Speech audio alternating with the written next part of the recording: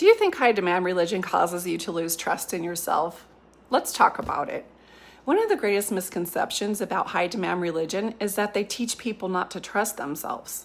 And I don't actually think that's what's happening. I think that something more subtle is happening. They do teach you can trust yourself conditionally. And that single word changes everything. So growing up in the Church of Jesus Christ of Latter-day Saints, I was taught to seek personal revelation. I was taught to pray, to listen to the Spirit, to ask, to knock and it would be open, and to seek and I would find. And I was told that God would speak directly to me. In fact, that sounds incredibly empowering. And many members would probably tell me, Wendi, no one told you that you can't trust yourself. We were always taught to receive answers. You know what? They're right. That message is genuinely there. But there was another message operating underneath that or alongside that. It's a quieter message, but it was a message that carried a lot of weight, one that most of us never consciously noticed. Because every time I was encouraged to seek my own revelation, there was also an unspoken boundary around what that revelation was allowed to conclude. So if my answer aligned with the teachings of the church, well, then it was called a revelation. However, if my answer challenged the teachings of the church, then I was taught to question myself. Maybe I wasn't worthy enough. Maybe I misunderstood the Spirit. Maybe Satan was deceiving me. I'm not sure why my answer doesn't align with the church, but it needs to. Maybe I need to pray harder. Maybe I needed to study more. Maybe I lacked faith. Maybe I was just too proud. Notice what just happened right there. The conclusion isn't, perhaps my sincere understanding is starting to lead me somewhere different.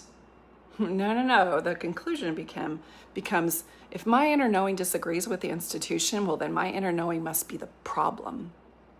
And that creates something fascinating psychologically.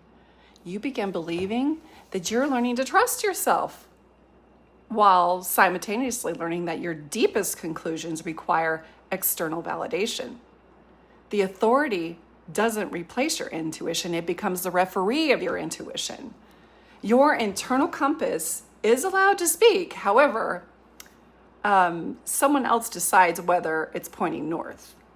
And that creates a subtle split inside of us, as if our internal compass wasn't sufficient if it took us off their course. So instead of asking, what feels deeply true for me and resonates in my body? No, we begin asking, is what I'm feeling acceptable? Does it fit within the doctrine? And those are two completely different questions. One develops discernment and the other develops self-monitoring, self-surveillance based on the church's parameters. And over time, many people don't realize that they've slowly outsourced the final authority over their inner experience. And here's why that matters. You have to believe that the internal mechanism that Source Creator installed in you is insufficient to lead your own life in order to outsource your own intuitive capacities. Literally, you can use your intuition as long as it doesn't conflict with the doctrine. Do you really think that's how our Creator made us? That insufficient and that dependent on finding the correct religion so that we wouldn't run ourselves off the cliff without the guidance of man-made religion. So it's like this. Imagine a child is learning to ride a bicycle, and every few feet, an adult grabs the handlebars. The child begins to believe, hey, look at me, I'm riding a bicycle. But the balance never fully becomes their own because someone else is continually making the final correction. It's telling them where to go and how to get there. And the child is thinking that they're free because they're the one pedaling the bike, even though the parent is the one still steering it. Now, years later, when the child believes that they could probably ride their bike on their own wherever they want, the child suddenly feels terrified. And it's not because they're incapable of balancing and pedaling the bike. It's because they were never allowed to steer the bike. and they didn't know how capable they had become. And I think something similar happens to many people after leaving high demand religions, because often people will tell me, I don't know how to trust myself anymore. And what if that's because they were taught to trust themselves only after an external authority confirmed that they were correct?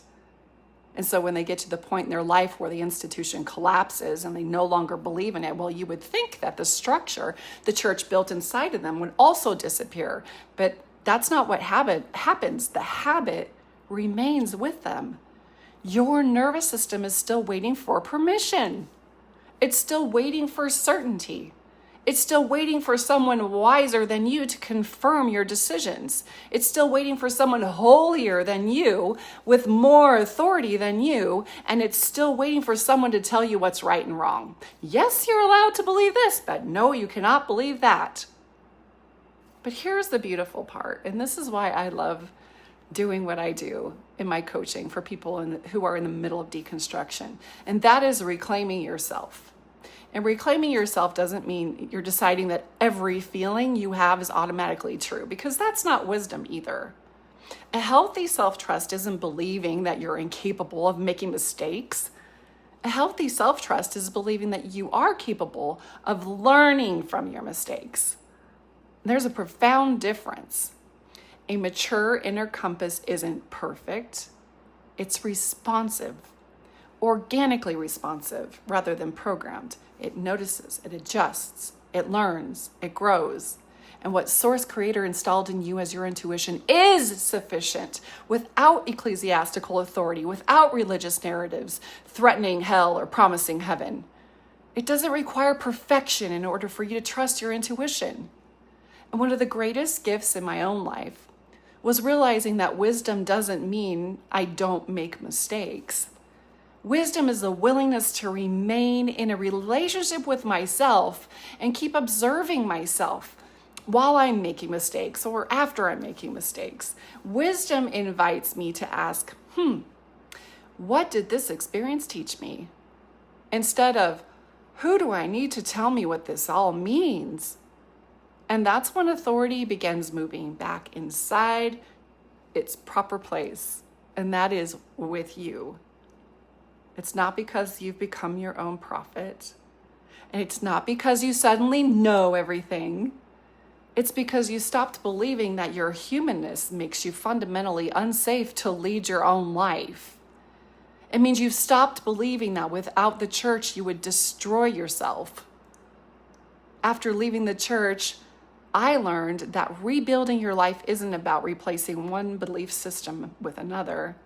It's about recovering your inner authority, your ability to observe, to question, to discern, to learn, to repair, to listen, to acknowledge when you're wrong, to change your mind, and to grow, grow, grow. That's how we grow. And the reality is people, good people, smart people, outgrow religions.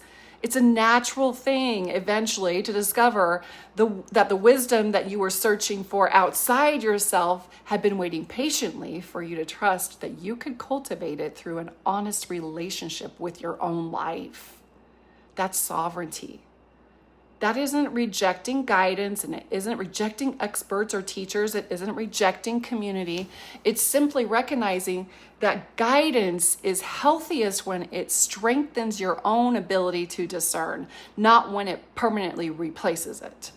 And for those of you who have left, I want to tell you right now how you can know that you can trust yourself in your inner knowing.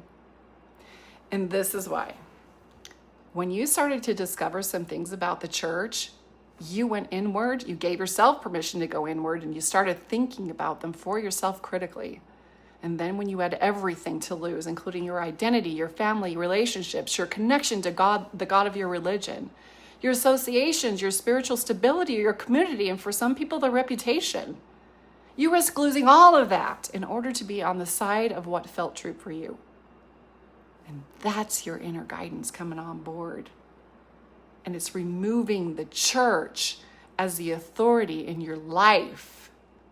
And that's how you know you can trust your inner guidance. Perhaps that's what genuine spiritual maturity looks like. True freedom is trusting what you honestly discover within yourself without needing anyone else's approval to believe it. And if you're in the thick of deconstructing this religion and you're experiencing a lot of chaos and a lot of dysregulation because your whole worldview is collapsing, and you're wanting to find a way to get reconnected with your own authority and your own design, that's what I do. I would love to support you. So reach out. Let's see what I have available.